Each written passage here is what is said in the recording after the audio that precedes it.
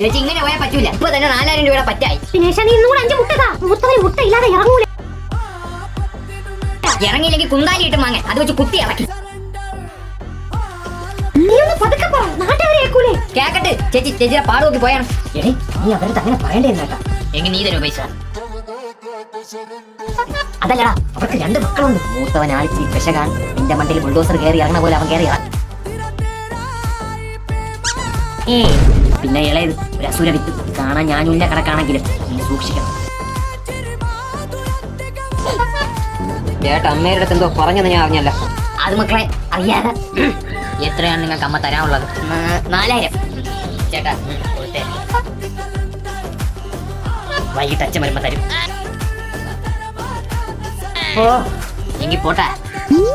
പോകാൻ വരട്ടെ. 4005.